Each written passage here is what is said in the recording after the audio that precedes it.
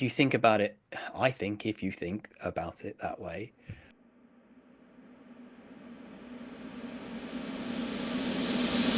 Greetings, everybody. Welcome back to another episode of the Beyond Fluency podcast. I'm Liam. And I'm Rams. How's it? I'm all right, Rams. How are you today? I'm well, man. I'm well. I enjoy the conversation we had today very Yes, much. talking about creativity, we really did a deep and meaningful conversation on creativity as it's related to language learning. And we covered some really interesting topics. What was what were the first couple of things that we talked about, Rams? We started the conversation from the perception of how you look at language learning, Right, the meaning yes. of language learning, yeah, and what it Very is for you. important. Very Yeah. important. Yeah. We also started looking at it in a holistic kind of way, how to adapt the way that you see it into a more creative pattern of thinking. Moving beyond the structures, grammar, and all of that, but looking at it as an entire package. It's Exactly. We did a deep dive into some of the core principles of right brain thinking from Daniel Pink's work called A Whole New Mind, which was my book of 2024. So let's jump straight into it. I hope you enjoyed the conversation. as you know, I've read a little bit about creativity in leading up to the research of it. And I was very pleased to find out that a lot of the concepts that were spoken about and were discussed in the paper were things that we've already sort of spoken about or alluded to in one way or another. And I guess in a way it was sort of like a reminder for me Mm. that sometimes what academia does is give names to things that already exist and not so much as come up with new ideas. What about you? What did you sort of find? Well, I had a revelation last summer whilst reading this book, Mhm. which can I get it in focus? There we go. A Whole New Mind by Daniel H. Pink. And the revelation Daniel was Pink. Yes. so my revelation was around engaging more with right brain thinking. The left brain is our logical, analytical side, and our right brain is our creative side, if we simplify everything. And the book is fantastic because it gives you a strategy and a outline about how to engage more with your right brain. So in my research, this is what I've been doing. I've been thinking about, okay, how do I apply this to our audience and to language learning in general? So that's what I've been Kind focusing of on. Where do you think creativity starts, Ramps, in terms of language learning? creativity for me in language is looking at a language entirely. Yes, words, but also cultural norms within that language, also etiquette in that language. Okay. So creativity for me in language is looking at the language in its entirety and what it comes with. So Mm. that's what I think when I think creativity in language. How about you? Okay, we have to have a certain amount of structure, right? We have to have foundations that we can use. Creativity comes in of, okay, how do I start moving things around? In what situations do I use these particular structures? How can I use that in this kind of way? When I think about my English, I feel like I'm good at creatively using the language. You start to play characters, you start to use voices, you start to use words and phrases from that can be used in one way in a completely different way, but it fits because of the character or the situation that you're applying them to. When you're a native level speaker, it's very easy to do that, especially when you're speaking with other native speakers. That level of understanding of a language is incredibly creative. I think certainly one of the difficulties is how do I get there in a second language? I think that's often one of the pushbacks that you get from people is I don't feel like I can be myself in English particularly because that's who we're working with. That is coming from okay, I don't know how to play with the language in the same way that I Yes, can with my own. Yeah. exactly. Yeah. And play is such an important part of creativity. Look at kids in the schoolyard or in the classroom. Generally, play is such an important part of how they learn. That is something that us as adults we tend to forget. You are spot on when you say as adults we tend to forget it because as adults, we sort of lose the curiosity of not knowing and fuss more about not knowing. Mm. And and it's from that place that most of the time our clients start. It's the frustration of not knowing, or at least feeling that they don't know enough, and not looking at that as a great thing, like, oh, great, an opportunity to explore. Now, of course, we are speaking in almost ideals. I'm aware that sometimes people are that way because circumstances have pushed them to feel that it's the result is very, very important. An example of this is we know it. The company acquired another company, and the company was Italian. And then it became, with an acquisition of a foreign company, this once was just Italian company, then became an international company. And so within a space of like a year, all means of communication, emails, calls, you name it, was now English. So I understand that sometimes people are frustrated. And I want to add something to that as well is that in that kind of situation, you get used to using the same language over and over, and you become very familiar with the kind of language that you need for the specific tasks as related to the communication in your role within that company. You lose the creativity of having language from outside of that comfort zone. We saw it very, very often with people. I want to feel comfortable in speaking in general English terms, having lunches with clients or going to networking or understanding everything in a call when people are just chit chatting at the beginning of the Zoom call or Yeah. or whatever platform you use. So being able to creatively use the language outside of what is very normal for them was continually a problem. And one of the things that I came across while I was doing a little bit of research of this is Mm-hmm. something called languaging. Um, it's a word that Languaging, languaging, yes. And right? so Okay, she's used the word language and the noun and turned it into a verb. With the concept of languaging, what's important is not so much as using the right terminology all the time, but being able to find a way in any way to communicate in that situation that you find yourself in. right. And I thought that was quite an interesting um, outlook on it and quite creative as well, which almost encourages a lot of the things that we already say, like Mm-hmm. it's fine to make mistakes. You Mm-hmm. don't need to be perfect. What do you think of that as an idea and a concept that's languaging? Trying to get my head around it. So the How was my focus is fine. languaging? What focus should I have on my languaging? Let me put it to you this way. With languaging, the concept of languaging, the focus is on communicating rather than just knowing the language and being able to reproduce sentences correctly Mm-hmm. in terms of grammar, pronunciation, etc.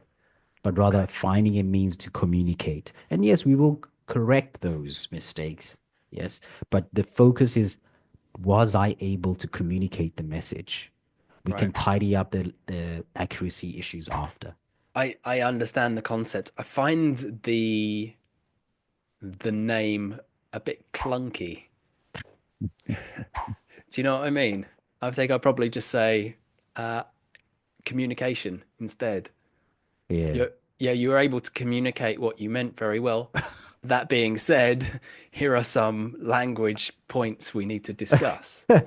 Rather than saying, "Oh, your languaging was very good in that Well, conversation." I mean, I don't think it's used in that sense. No, It's of more course, as it's a an concept. academic, right? Exactly. Yeah, Yeah. it's an academic thing. Wait, so Damn you, academia, with your well, complications. no, my friend, no. The focus there is on the doing, the being effective in communicating, Yeah. not so much on the construction, right? I On like the being concept. I mean, we live the just, concept. yeah, Concept. I just don't like the name. I'll be honest. yeah, yeah. So, so that's the first thing to do, I think, to Okay. shift your outlook of how you look at language learning. Yeah, absolutely, absolutely. And then from that point on, the room for creativity kind of expands. But you spoke about Daniel Pink earlier on, who's like, Oh yeah, Daniel Pink. like, Love Daniel yeah, Pink. yeah. Um, Question of the day. How do you see language learning? Is it a tool? Is it an obligation? Or is it an opportunity? Let us know in the comments. We'd love to know what you think. Daniel Pink's book is excellent. It talks about how right brain thinkers are the future of human society. A right brain thinker is someone who's using the creative part of their brain. The left brain thinker is someone who uses the logical, analytical part of their brain. And in the last however many 100 years, the way that we have been taught and the way that we've been asked to process things has very much been in a left brain kind of way, because this is a good way to create workers. And actually, the future, as we're seeing it coming to light now with artificial intelligence and automation of many tasks, uh, in order to progress within a job, a career, a lifetime, it's going to be very important to tap into more the right brain type of thinking, the creative thinking. And there are 6 different areas that he's identified that you're able to improve your right brain ability to process creatively. And they are design, story, symphony, empathy, play, and meaning. Some of these you could say straight away. Story is something that's very easy to apply to language learning. You know, being a better storyteller makes you a better communicator. I think we both understand that very much. We tend to tell stories using anecdotes, using metaphor, it as a way of connecting with our audience and sharing with them something complicated in a way that they would understand. Yeah, but that's what we Right? do as human beings. Like we tell stories all the Absolutely. time. Well, Absolutely. that's most of the time when we're talking to each other.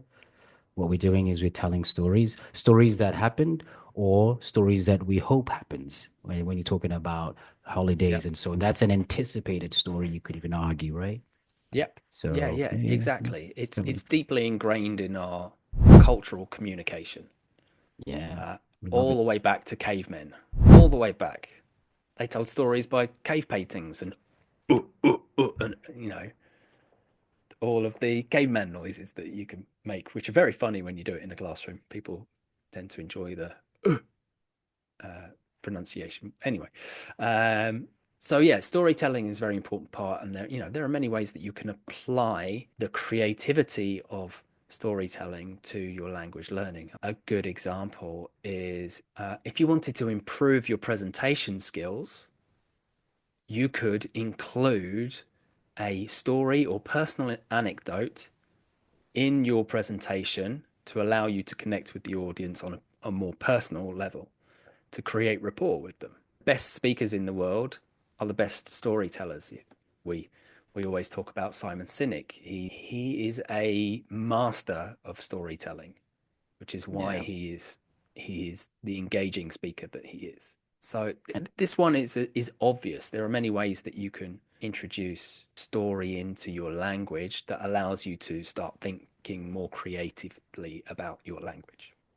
to take it even further, Mm-hmm. uh, still talking about the creativity of language, while reading up a little bit about research on how language has been used creatively, or at least how language learning has been used in a creative way, I came across an article where 2 or 3 Japanese students who were studying English in Canada at the time created an entire production in English but using cultural aspects from their own. So it sort of became like a transcultural and translinguistic sort of exchange, or at least learning experience for them.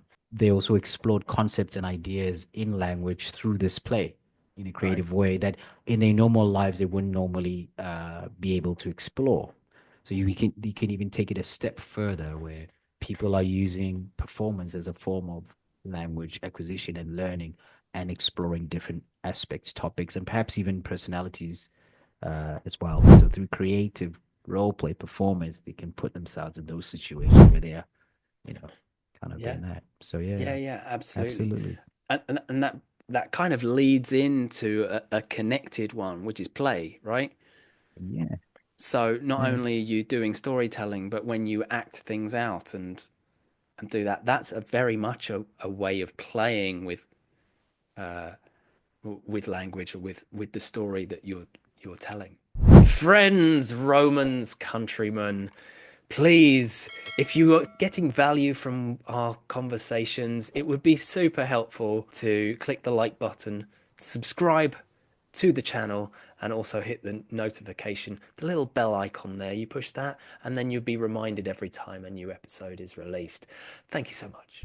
Learning a language through fixed phrases and God, it just like you can use the fixed phrases, but as soon as you get a response that wasn't programmed, you're like, oh my God, what do I do? And you're not are not able to problem solve in the moment. And this actually putting the pieces together, solving in the moment is part of what Daniel Pink calls symphony. It's that Creativity. ability to synthesize rather than analyze. Okay. And in those moments when you're using those fixed phrases, which, they can be useful, but do you know what kind of responses you're going to get from that? Have you spent time thinking, okay, here are the different things I would expect to hear in this situation? What do I do if I don't hear one of them? If you've done that sort of preparation, you're going to feel so much more confident. I'd like to hear a little bit more about the 6 points you mentioned from Daniel Pink, especially like how they can come over into language learning. You mentioned storytelling, you Hmm. mentioned play, right? Yeah. Um, Story, play, what symphony, we talked a little bit we talked about. about, what about design? That Design. one, because I think that is a integral one to having all the other ones in place. I think if the design is done correctly, everything else may be easier to fall into place. Maybe not necessarily Mm, going to, but from the south, theoretically anyway. yeah. He looks at design as, everything in the world has been designed. So there's always the concept before the production. I think if you think about it that way, uh, you can very much look at the design of a language. The The language. mechanics of the language, it's been designed to be a particular way, and having curiosity around why things have been designed to be said that way, what the differences are between your target language and your native language, and then how do I go about crafting something out of these rules, these mechanics, the words. What can I take to create something new? So Yes. that in the end, the product is what you're saying, is what you're writing. If I understood you correctly, by design of the language, you're talking about the mechanics and basically the grammar of the language, so to speak, how the language functions on a Mm-hmm. fundamental level. Mm-hmm. Yeah. So an example of this is looking at, say, the design of Italian and English. Effective and good communication in Italian as a language appears to require a lot of information, detail, and words. Right. Very much detailed. Mm-hmm. Looking at the mechanics of English, the language, effective communication appears to be less words as possible, to the point as possible, less information, but the point. Am I understanding you correctly? Yep. Yeah. Yeah. Absolutely. Do you agree with this? I mean, this is my sort of opinion of what is effective communication in Italian and what is effective communication in English based on people I know, blah blah blah blah blah. So Absolutely. just I, an I, opinion. I completely agree. And one of the practical examples I could think of this is how are you designing your emails when you're writing them? Look back at an email thread where you're not sure someone has understood what you've said when you've written to them. Dissect that email, look at it, look at the way that you've crafted the email, look at the language you've used. Try to look at it from the point of view of why would someone not understand this? Because have I written it as a translation of what I would say in my native language? Or have I written it in a way that can be understood effectively in English. And going through that process, challenging yourself to think creatively, okay, how could I rewrite this so it is clearer? How could I rewrite this so it's friendlier? How could I rewrite this so that I get information that I need from another person? Because the first time it was written, I didn't achieve that goal. So what can I do to change the core message of what I've written, and change the design, change the structure, change the language? There are many things that you can do. So I practically use it as an exercise, and Yeah. but with that curious mindset, not with the oh God, I have to do this right kind of mindset. Yeah. Attack it with curiosity. Don't don't go to Chat GPT and put your email in and say, how would I do this in a friendlier way? Think about it. Use use your creative brain. Think about, okay, I used the word decision. What other synonyms do I have for decision? If I change decision, do I have to change the verb that goes with it because of collocations? Am I Yeah. using the correct tense? Am I talking about recent past, present, future? If I'm talking about the future, am I using will, going to, or present continuous? What's the situation? How much do I know about it? Is it something that is it an intention plan, or something that's already been timetabled? If it's timetabled, then is it a flight? Is it, you go through this process. This is Yeah. engaging your problem solving brain. This is engaging the creative aspects of your Creativity. brain, right? It's Yeah. not the logical, oh, this is wrong because, it's why is it wrong? What can I do that's different? See, How can I what change it? what you were doing, my friend, what Liam has just described to us, our lovely audience, is what the lovely academia folk have come up with the name with. Everything he's explained can be like summed up in one word as translanguaging. So Mhm. as translanguaging, right, as the name Translanguaging? What? translanguaging, Translanguaging or it's an academic translanguaging? trans, I would Trans say or trans? trans. Well, I say, well, this is another great one, actually. I say Transatlantic or exact. transatlantic, right? I say trans because it's the vowel sounds in British English are more closed. An American would open it up with this trans Yeah, but if you, languaging. it depends. If you're in the UK, if you were from the north, you're more likely to have the long A sound R. Like, no, actually, if you're from the south, you have the R, and if you're from the north, you have the A. So if you think about bath versus Mhm. bath, right? Oh yeah, actually. Trans versus trans, I see. similar. I would. What comes more naturally for me is the closed. R, The yeah, exactly. Oh the long R sound. Yeah. yeah, Well, trans, ironically, I'm aunt. from the south, but I would say transatlantic rather than transatlantic. I've noticed that. I've noticed that in some, which funny for me is I associate that with more Americans. So when you say it, I'm like, can I'm pardon. really trying not to be offended right now. Uh, I think there's a big difference between trans and trans, which is what I think you would hear on the other side of the pond, as we say. Hey man, um, I'll leave it. This comes down to creativity with language as well. Everyone, every native speaker has their own interpretation of the language. I'm sure that there are parts of Yeah, my language which are influenced by on American your English, neighbors by across the British pond. English. I lived in Australia for a while. Translanguaging is what you were explaining before, where Yes, go ahead, go ahead. this is obviously an academic term. Adult learners of a language use their own language and try to communicate to the best of their ability while leaning into the strengths of their own language. So even bringing things over into the from their own languages, whether it be concepts or ideas that exist only in their language. So, for example, an example of this would be in Italian describing a chair as if it were a woman or a man, because in Italian, that's the concept, or in Latin-based languages anyway, you know.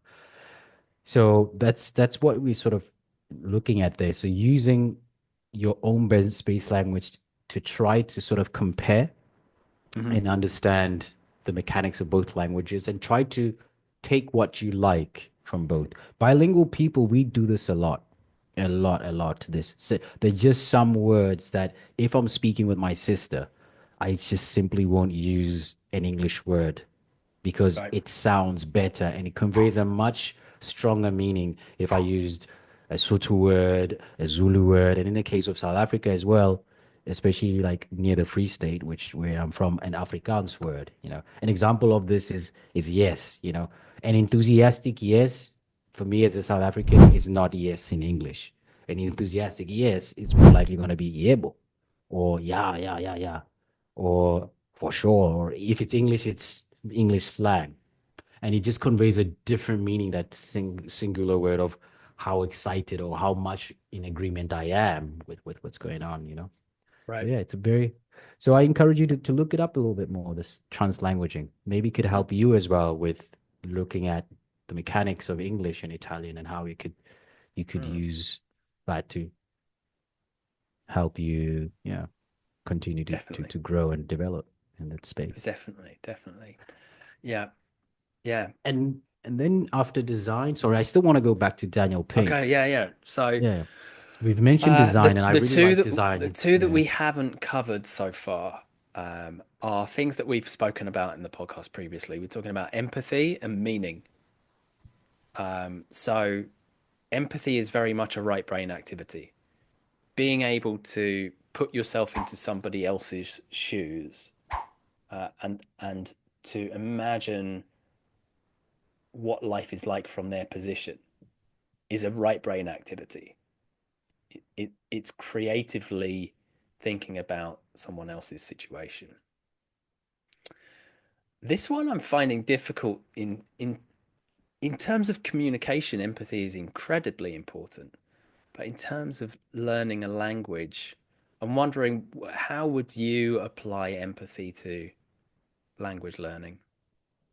I mean, right on top of my head, nothing comes to mind. But Mm, I think in terms of language learning, maybe it's not so much from the empathy element. It shouldn't be coming so much from the people who are trying to develop the language themselves, but the people whose language they're trying to learn. So empathy from the native English speakers and a point towards the language learner.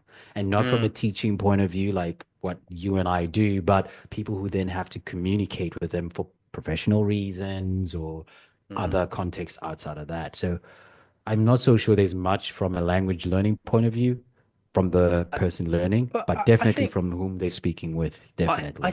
think that can go both ways actually. Yeah. In terms of being a How so? non-native speaker understanding a native speaker. As a non-native speaker, you can empathize with the fact that the native speaker you're speaking to doesn't understand the things that you find difficult because they've never had to go through Okay. that process. Yeah, Okay. they Hmm. they don't know what you don't know. We've said that before, Yeah.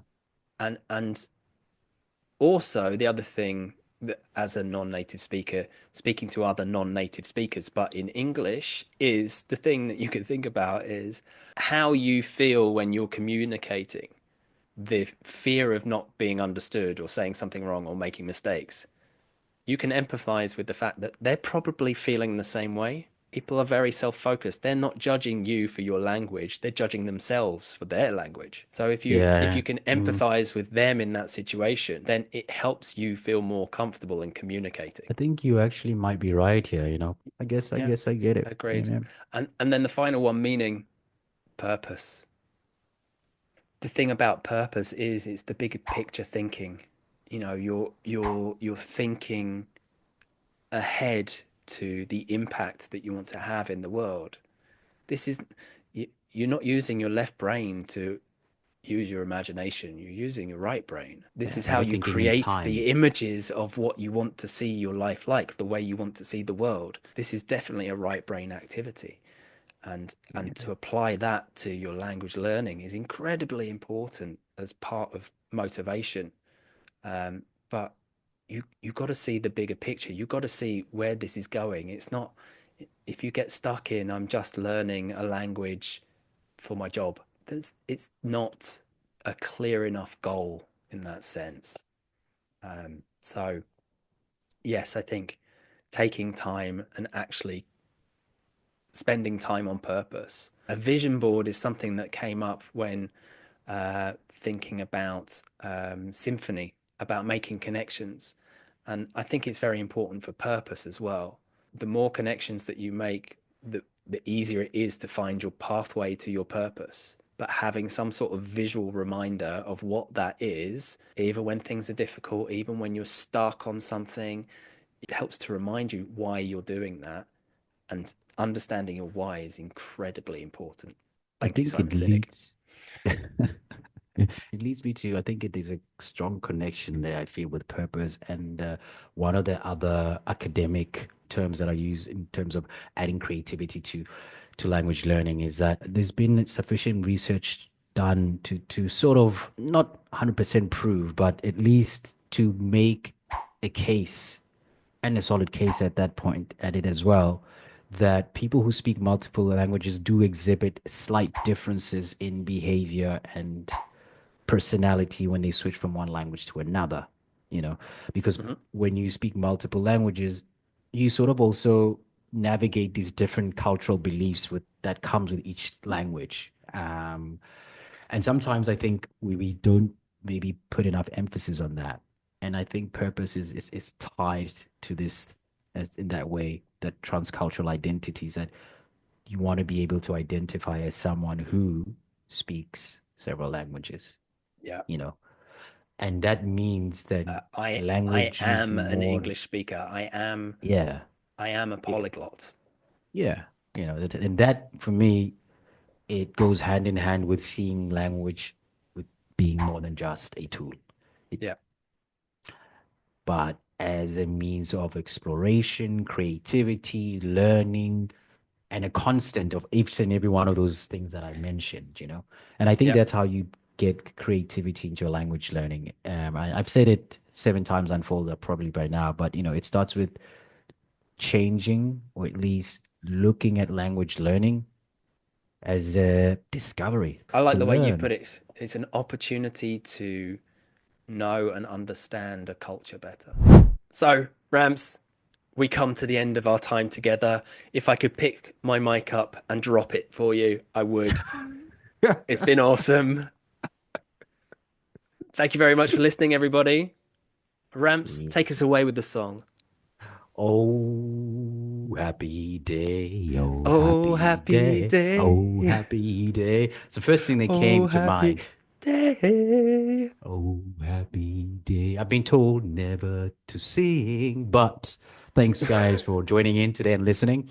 It's been an absolute pleasure. Please, please go beyond the constraints of grammar and language phrases and phrasal verbs and all of these things and look at the language for what it truly is, a little gateway into someone's culture and understanding their way of life. And with that, I say, adios, Adieu. muchachos. Adieu.